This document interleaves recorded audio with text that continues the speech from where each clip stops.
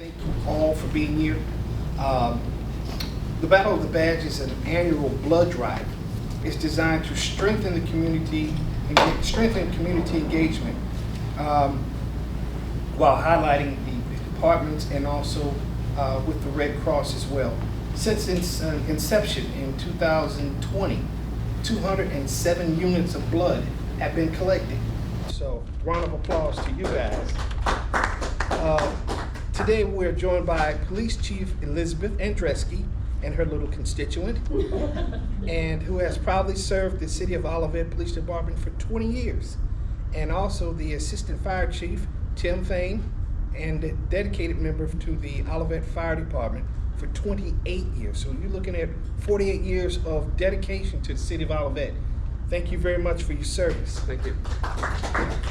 The two of them are going to tell us a little bit more about the Battle of the Badges.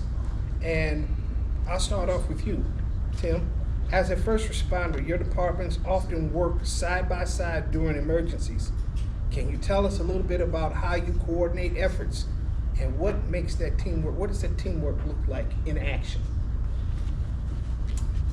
Over the 28 years in action, it's cohesive. Mm-hmm. It's streamlined. It's when we respond to a call together, which is almost every call. The teamwork, the officers are there to secure the scene. We're there to fix issues with that problem. The teamwork, the cohesion is seamless in a way that sometimes we don't even have to mention a word to an officer. And that's what's very nice with long-term relationships like what we have with our police department. Okay. And Beth, how do you feel about that? It's same thing. I think in the numbers we ran, there were 955 calls, I think, in 2024 that the police department ran with the fire department. So we're, typically on a fire call, we're there, police department's there for support to fire, and I think Chief Fain is right, it is pretty streamlined in that over the years we've gotten so used to running calls together that it's pretty effortless as far as knowing what needs to get done and helping each other. So we're just very used to it. And again, it's a small community. I think you probably have some of those relationships. We all know each other. So Yes. I liken it to Mayberry. We're just a little more modern, but it's a great feeling when everybody kind of knows each other. You have a little more love for one another and you work well. Tell us a little bit about the origin of the Battle of the Badges blood drive in partnership with the Red Cross. The origin that we started with the City of Olivet Battle of the Badges started with my grandson Blake.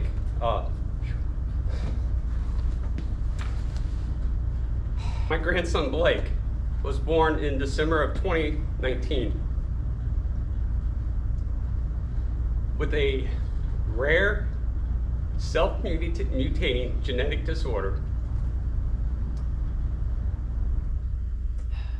that eventually, at 4 months, he passed away. So the self-mutating genetic disorder did not come from mom or dad, but eventually what happened is the body just shuts down, can't go on. And so during that 4-month time frame, he ended up having 80 plus platelet transfusions, along with blood transfusions also. So that's why we started the Battle for Badges with the police department. We love the competition with them. We love to get back and forth, go at each other, but it's a friendly, good thing for the public for us to do. It's why we started the Battle of the Badges. Tell me, Beth, how this is important to you too. So Chief Fain was saying we started it 6 years ago in honor of Blake, and I always kind of worked on the police department side to coordinate, and of course it was important to us in memory of Blake to support, and the friendly competition is just part of the fun. I will say fire department is way ahead of us right now, so as far as winning, so, but that's okay.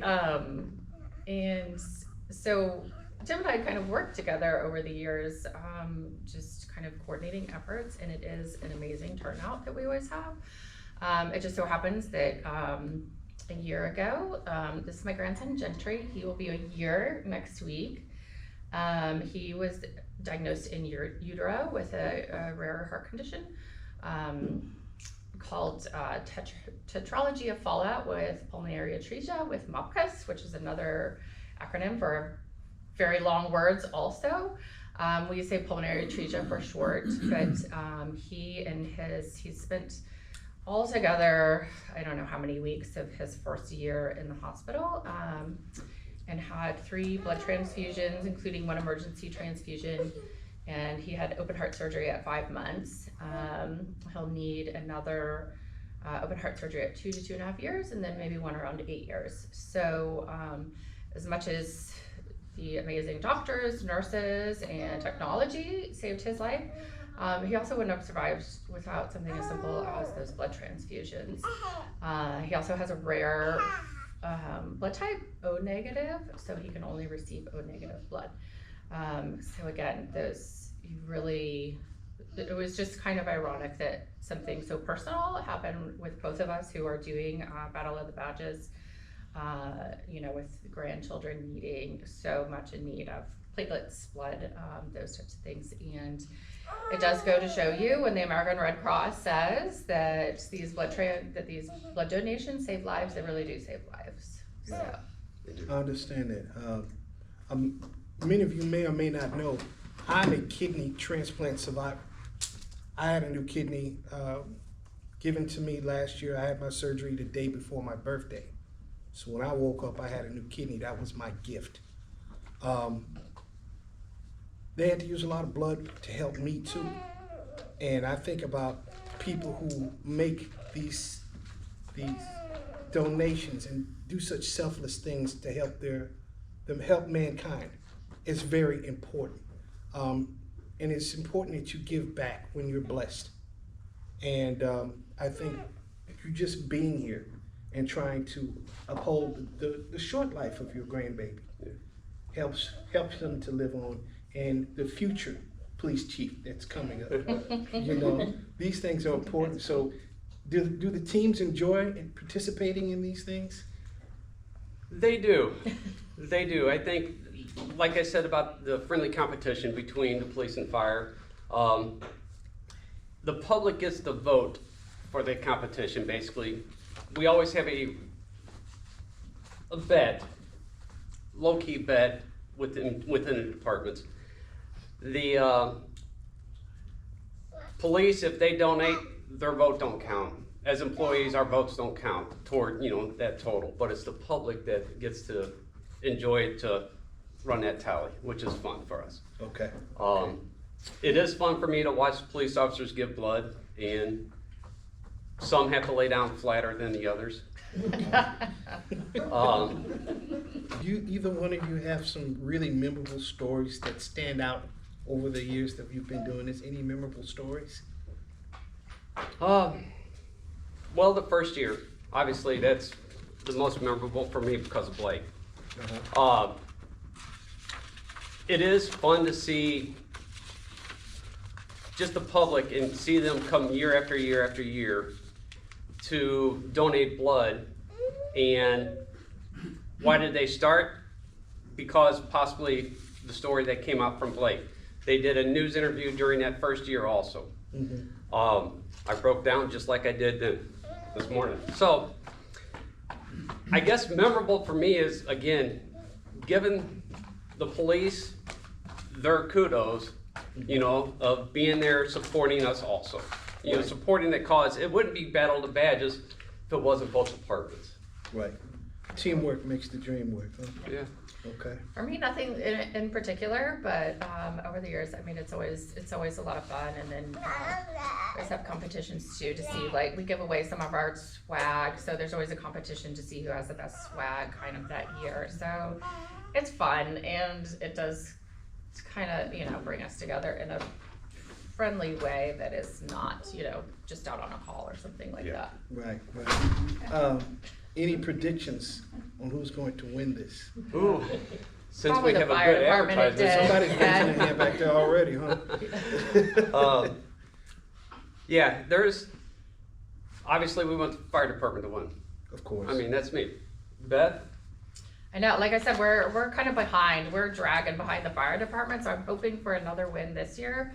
But again, either way, it doesn't matter. It doesn't matter. It really, The it's- purpose of the Battle of the Badges is to get the people out to donate blood, donate platelets, do the Power Red, to do that kind of, to get as much as we can. My guy had 80 plus transfusions. Gentry had transfusions also. The mayor has had transfusions. I Yes. mean, without those transfusions for Blake, he wouldn't have made it the 4 months that he did. Yeah, So, knowing that, it's important. yeah. And it was important to me, because I was on dialysis for a short while. Yeah. And it was like getting an oil change for your body, if you will, to be on that machine. And you never come out with the same amount when you go in. It seems to drag you down. You know, I'd come home, all I could do was sleep. I was exhausted. Yeah. But they had to give me blood, you know, sometimes. And I wouldn't be sitting here now without the blood that other people donated. It's more important than money right now. But back to the competition. For the team that loses, what do they have to do should they lose? Have you guys decided what the losing team will have to do? So that's what's still up in the air. We The haven't wager. decided for this, the wager for this year is still up in the air. We have a few more weeks, I guess we need to get on it. We do need to come up with a good plan. From the previous years, police department ended up washing the fire truck. The second year you won, I believe. I think that, yes. And fire department actually cooked them a fire department breakfast. Everything you could think of. It was good. Provided Really them. good. Third year, we won. They provided us breakfast with donuts. Okay, all I need is the donuts. I mean, it seems fitting, and we also do not have a fabulous kitchen to cook in, so, you know. We'll offer our kitchen to them if they want to come and cook us breakfast. Well, yeah, it sounds like a team. We got a really nice one up here too. Yes. So True. you're welcome to use it. Last year was a tie, Okay. so great year for both of us. Yeah. So the fire department is up 3-1 and 1 tie. Okay. Yeah. Okay. Well, Dragon. You better get to moving. Remember, you're the police department. You can threaten people.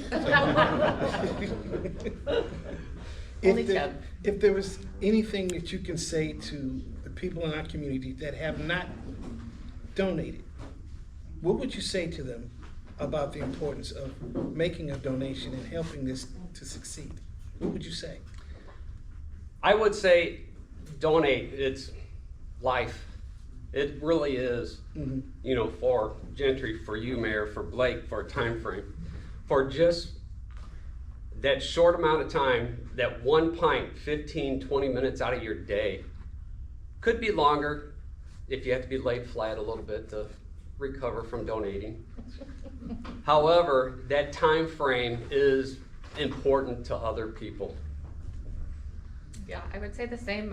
Come out and donate. If you're there for some reason you can't donate, encourage your friend's family to donate. There are some people who can't for various, medical reasons, but encourage people to come out and donate. Even if you can't make it to Battle of the Badges, American Red Cross is always accepting donations. Yes. There's locations all over the place. You can sign up online if you haven't ever donated blood before. It's really not that scary. It's not that bad. It's not super painful or anything like that. So don't be afraid. Come out. If you hate donating, you don't have to do it again, but try it one time. So again, it really does. It really is life-saving for a lot of people. Okay. Well, the Battle of Badges Blood Drive will take place September 4th, 2025 from 2 o'clock to 7 p.m. at the Olivet City Center. Scan the QR code on the table to sign up for a donation time, And do not forget to vote for who you think will win by placing one chip in the box. Red for the fire department and blue for the police department. Thank you so much for coming. This is important to us. We do this to make sure that we keep a tight-knit community. And thanks for helping us in that endeavor. Have a good morning.